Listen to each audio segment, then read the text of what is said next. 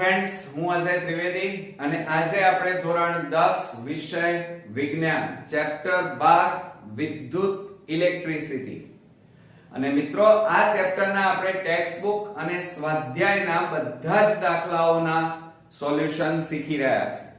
અત્યાર સુધી મિત્રો આપણે 22 એક્ઝામ્પલ શીખી ચૂક્યા છીએ અને આજે આપણે સ્વાધ્યાયનો ટેક્સ્ટ બુકનો મોસ્ટ ઇમ્પોર્ટન્ટ એક્ઝામ્પલ હું તમને શીખવાડીશ, તો ધ્યાન આપજો. મિત્રો આજે 23મા નંબરના દાખલાની અંદર આપણને એક અહીંયા પરિપથ આપેલો છે અને પરિપથ જોતા આપણને અહીંયા આ પરિપથ જે જોયો એના ઉપરથી ખબર પડ્યું કે આ જોડાણ શ્રેણી જોડાણ છે. ઓકે, આપેલ આકૃતિમાં દર્શાવેલ પરિપથમાં અવરોધ આપણને કુલ 3 અવરોધ છે. આકૃતિમાં જુઓ, આ અવરોધ R1 R2 અને R3 આ 3 અવરોધ આપેલા છે. સાથે સાથે વોલ્ટામીટર, એમીટર, કળ અને આ બેટરી આ રીતે જોડેલ છે. હવે R1 આ અવરોધ R1 R2 R3 અને એના મૂલ્યો છે 5 ઓહ્મ, 10 ઓહ્મ અને 30 ઓહ્મ છે. સાથે સાથે અહીંયા 12 વોલ્ટની બેટરી જોડેલી છે. કેટલા વોલ્ટની મિત્રો? 12 વોલ્ટની. હવે પહેલું આપણને એમ કીધું છે કે દરેક અવરોધોમાંથી પસાર થતો વિદ્યુત પ્રવાહ I શોધવાનો છે. શું શોધવાનું છે મિત્રો? અવરોધ એટલે કે વિદ્યુત પ્રવાહ I શોધવાનો છે. ત્યારબાદ બીજા નંબરમાં પરિપથનો કુલ વિદ્યુત પ્રવાહ આપણે શોધવાનો છે. પરિણામી કુલ પરિપથ. હવે પરિપથનો કુલ અવરોધ આપણે શોધવાનો છે R. અહીંયા કુલ વિદ્યુત પ્રવાહ I, અહીંયા કુલ અવરોધ એટલે કે Rp શોધવાનો છે 1/Rp. બરોબર? તો હવે મિત્રો આપણે સૌપ્રથમ દરેક અવરોધોમાંથી પસાર થતો વિદ્યુત પ્રવાહ આપણે શોધી નાખીએ, કારણ કે આપણને દરેક અવરોધોમાંથી પસાર થતો વિદ્યુત પ્રવાહ શોધવાનું કીધું છે. તો આપણે અહીંયા લખી કાઢીએ દરેક અવરોધોમાંથી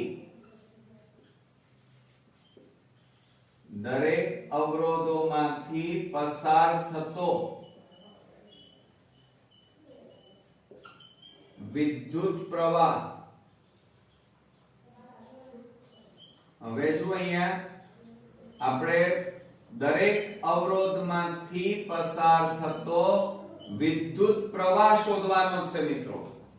હવે આપણે સૌપ્રથમ અવરોધ R માંથી પસાર થતો વિદ્યુત પ્રવાહ શોધી કાઢીએ.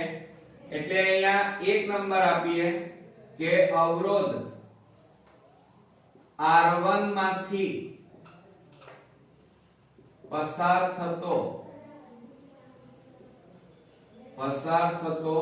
વિદ્યુત પ્રવાહ. હવે એ શોધવાનો હોય, વિદ્યુત પ્રવાહ I શોધવાનો છે. ઓકે, અને R1 માંથી વિદ્યુત પ્રવાહ R1. હવે એના માટેનું સૂત્ર શું મિત્રો? આમ તો આપણે જાણીએ છીએ V બરાબર IR થાય. ઓકે, આ આપણું ઓરિજિનલ સૂત્ર છે. વિદ્યુત સ્થિતિમાનનો તફાવત બરાબર વિદ્યુત પ્રવાહ ગુણ્યા અવરોધ. પણ આપણી પાસે અહીંયા વિદ્યુત પ્રવાહ 3 આવવાના, અવરોધ પણ 3, એટલે અહીંયા I1 લખીએ અને અહીંયા શું લખીએ? R1. હવે આપણને રકમની અંદર આમાંથી શું આપ્યું છે? V આપેલા છે અને V બરાબર કેટલા વોલ્ટ આપ્યા છે? બેટરી 12 વોલ્ટની આપેલી છે. તો આપણે અહીંયા લખી કાઢીએ 12 વોલ્ટ અને ત્યારબાદ R1 એટલે કે અવરોધ, અને અવરોધ R1 બરાબર 5 ઓહ્મ આપેલા છે. તો અહીંયા લખી કાઢીએ 5 ઓહ્મ. અને આપણે શોધવાનું શું છે? તો આપણે I1 શોધવાના છે. હવે એ કિંમતો આપણે સૂત્રમાં મૂકી દઈએ. તો હવે જુઓ અહીંયા મિત્રો, તો શું થશે? માટે V બરાબર 12 બરાબર I1 ગુણ્યા R1 એટલે 5. 5 ને આ બાજુ લઈ જાઓ, ગુણાકારમાં છે એટલે ભાગાકારમાં જાય, તો I1 બરાબર 12 ભાગ્યા 5. માટે I1 બરાબર 12 ને 5 વડે ભાગી નાખો તો મિત્રો પોઈન્ટમાં જવાબ આવશે કે 12 ને 5 વડે આપણે ભાગીએ તો 5 દુ 10, 2 વધ્યા, ભાગ ન ચાલે, પોઈન્ટ, 5 4 20. તો કેટલા આવ્યા મિત્રો? 2.4 આવ્યા. તો અહીંયા I1 બરાબર ભાગાકાર કર્યો તો જવાબ આવ્યો આપણો 2.4 અને આ વિદ્યુત પ્રવાહ છે. I એટલે વિદ્યુત પ્રવાહ અને એનો એકમ કયો થાય? એમ્પિયર. એટલે આપણે અહીંયા લખી કાઢીએ A. આ આપણો પહેલો ભાગ અહીંયા પૂરો થયો. હવે આપણે અવરોધ R2 માંથી પસાર થતો વિદ્યુત પ્રવાહ શોધીશું. તો અહીંયા લખીએ આપણે અવરોધ R2 માંથી પસાર થતો વિદ્યુત પ્રવાહ. તો અહીંયા જુઓ મિત્રો શું થશે? તો આ રીતે આપણે હેડિંગ મારી દઈએ પહેલા. હવે આની જેમ આ સૂત્ર લખ્યું એ જ રીતે હવે શોધે જવાનું છે 3 એ 3 નું. તો અહીંયા સૂત્ર આપણે શું લખીશું? V બરાબર I2 R2 બરોબર. આ આપણું સૂત્ર બન્યું. હવે એની અંદર આપણી પાસે V બરાબર અહીંયા 12 વોલ્ટની બેટરી છે બધામાં, બરોબર. તો અહીંયા લખી કાઢીએ 12 વોલ્ટ. ત્યારબાદ આપણી પાસે R2 એટલે અવરોધ R2 કેટલા આપેલા છે? 10 ઓહ્મ. તો અહીંયા લખીએ આપણે 10 ઓહ્મ. અને ત્યારબાદ વિદ્યુત પ્રવાહ I2 આપણે શોધવાના છે. હવે એ કિંમતો આપણે સૂત્રમાં મૂકી દઈએ. તો જુઓ અહીંયા માટે 12 બરાબર I2 ગુણ્યા R2 એટલે 10.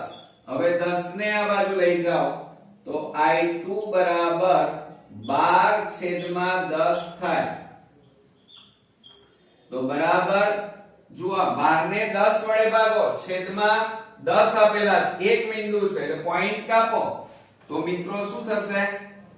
1.2. આ વિદ્યુત પ્રવાહ આવી ગયો અને બીજા નંબરનો આવ્યો અને એનો એકમ એમ્પિયર. હવે ત્યારબાદ ત્રીજા નંબરનું શોધીએ. ચાલો હવે અવરોધ R3 નો ઉપયોગ આપણે કરીએ. ચાલો તો અહીંયા આપણે 3 નંબર આપી દઈએ કે અવરોધ R3 માંથી પસાર થતો વિદ્યુત પ્રવાહ, બરોબર. તો આ અવરોધ R3 માંથી પસાર થતો વિદ્યુત પ્રવાહ આપણે અહીંયા લખીએ. તો સૂત્ર તો હવે તમને આવડી જ ગયું છે. ખાલી આપણે 1 હોય ત્યાં 2, 2 હોય ત્યાં 3 લખવાનું છે. તો હવે શું થશે? V બરાબર સૂત્ર આપણું થશે V બરાબર I3 R3. ઓકે, આ આપણું સૂત્ર થયું. ચાલો એમાં V બરાબર 12 વોલ્ટ, આ તો કોમન છે બધામાં, બેટરી. અને R3 એટલે અવરોધ, એ કેટલો આપ્યો છે રકમની અંદર જુઓ 30 ઓહ્મ આપ્યો છે. અને ત્યારબાદ વિદ્યુત પ્રવાહ I3 આપણે શોધવાના છે. હવે આ કિંમતો આની અંદર આપણે મૂકી દઈએ. ચાલો તો હવે શું થશે જુઓ, કિંમતો મૂકી દઈએ તો V બરાબર, V એટલે કેટલા છે આપણી પાસે? 12 બરાબર I3 ગુણ્યા R3 એટલે 30. 30 ને આ બાજુ લઈ જાઓ તો I3 બરાબર 12 ભાગ્યા 30 થાય. ક્લિયર? હવે આપણે આને છેદ ઉડાડી દઈએ. છેદ ઉડશે આપડા તો જુઓ અહીંયા 2 એ છેદ ઉડાડીએ, 6 એ છેદ ઉડશે, 6 દુ 12 અને 6 5 30 તો બરાબર 2 છેદમાં કેટલા આવ્યા મિત્રો? 5. હવે આ 2 ને 5 વડે ભાગીએ એટલે પોઈન્ટમાં જવાબ આવશે આપણો. તો જુઓ અહીંયા 2 ભાગ્યા 5 ભાગ ના ચાલે પોઈન્ટ 0 5 4 20 તો કેટલો જવાબ આવ્યો? 0.4. તો આપણે અહીંયા લખી કાઢીએ. જુઓ માટે I3 બરાબર 0.4 એમ્પિયર. ક્લિયર? આ રીતે 0.4 એમ્પિયર આપણો જવાબ આવ્યો. એટલે જો અહીંયા શરૂઆતમાં આપણને પહેલા નંબરમાં શું પૂછ્યું છે એના ઉપર ધ્યાન રાખીએ તો દરેક અવરોધમાંથી પસાર થતો વિદ્યુત પ્રવાહ શોધો. તો ત્રણે ત્રણ અવરોધમાંથી વિદ્યુત પ્રવાહ પસાર થતો આપણે શોધ્યો. સેકન્ડમાં શું કીધું છે? પરિપથનો કુલ વિદ્યુત પ્રવાહ શોધો. તો હવે આપણે બીજા નંબરમાં પરિપથનો કુલ વિદ્યુત પ્રવાહ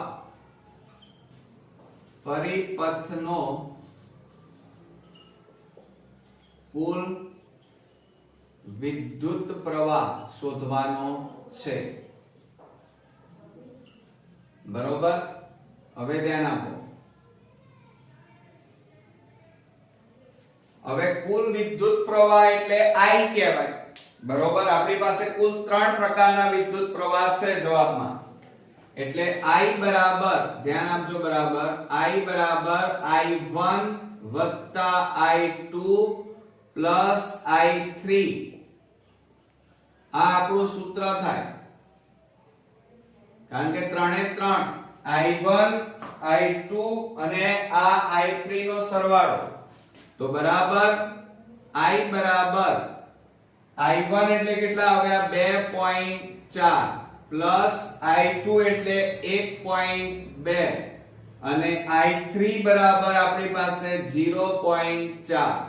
માટે I બરાબર, હવે આ બધાનો સરવાળો કરી નાખીએ તો જુઓ અહીંયા 2.4 1.2 0.4 4 ને 4 8 8 ને 2 10 નું 0 તો કેટલા આવ્યા?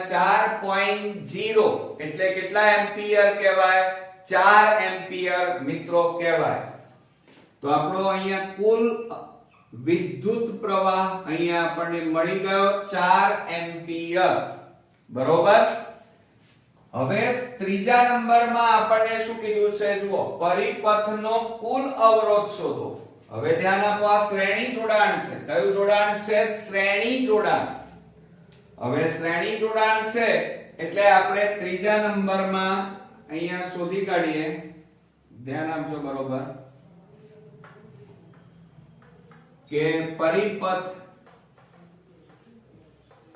નો કુલ અવરોધ. ચાલો હવે શ્રેણી જોડાણ છે અને પરિપથનો કુલ અવરોધ શોધવો છે. અને અવરોધ આપણી પાસે 3 પ્રકારના છે એટલે આપણે કયું સૂત્ર મૂકીશું? તો ધ્યાન આપજો. હમણાં જ આપણે ગયા દાખલામાં ભણ્યા છીએ 1/Rp બરાબર 1/R1 વત્તા 1/R2 વત્તા 1/R3. કેમ R1 R2 R3 લખ્યા? કારણ આપણી પાસે 1 2 અને 3 અવરોધ આપેલા છે માટે. હવે આ આપણું સૂત્ર થયું. ચાલો હવે એની અંદર આપણે કિંમતો મૂકી દઈએ મિત્રો. તો 1/Rp એ શોધવાના છે 1/R1 એટલે 5 વત્તા 1/10 વત્તા 1/30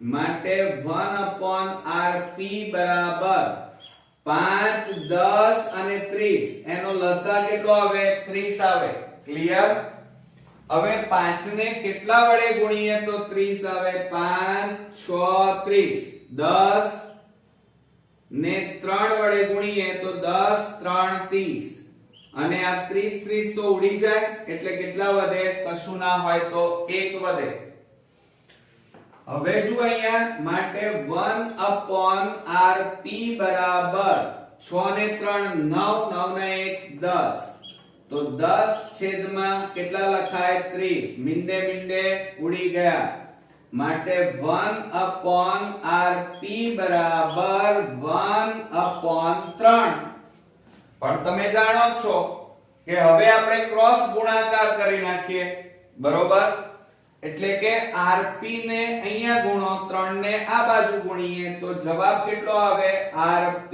બરાબર 3 આવે પરિણામી અવરોધ સમતુલ્ય અવરોધ કહેવાય અને એનો એકમ મિત્રો કયો આવે ઓહમ આવે તો આ રીતે આપણે આ પરિપથનો કુલ અવરોધ એટલે કે સમતુલ્ય અવરોધ આપણે શોધી નાખ્યો ક્લિયર મિત્રો તો આ રીતે પરિપથ ઉપરથી તમે કોઈ પણ એક્ઝામ્પલ મિત્રો ગણી શકો છે ને એકદમ ઈઝી આવી આકૃતિ વાળા દાખલાઓ જોઈને મોટા ભાગના સ્ટુડન્ટ્સ ગભરાઈ જાય છે ગભરાવાની જરૂર નથી આ વિડિયો ધ્યાનથી તમે જોશો સાથે સાથે આ જે સૂત્ર છે સૂત્ર ખાસ તૈયાર કરો કે શ્રેણી જોડાણ હોય ત્યારે કયું સૂત્ર વપરાય સમાંતર જોડાણ હોય ત્યારે કયું સૂત્ર વપરાય અને જો તમે મારા બધા એક્ઝામ્પલના વિડિયો ધ્યાન રાખીને જોયા હશે તો હવે તો તમને આ બધા દાખલામાં કોન્ફિડન્સ આવી જ જશે